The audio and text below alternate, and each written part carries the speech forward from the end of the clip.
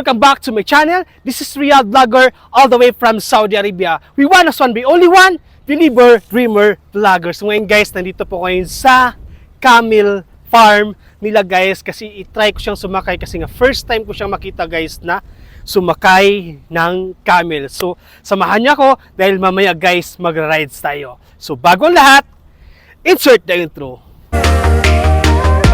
Yan guys, so nandito na ako sa camel guys. So finally, na-meet ko na siya guys.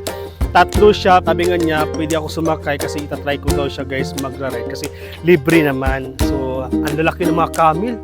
Yan, ang lalaki ng mga camel. So yun guys, pag sumakay pala kayo ng camel, so kailangan lang kasi dandahan yung apak nyo kasi nga, ano siya, parang dahan-dahan siya tumayo, parang feeling mo matutumba ka.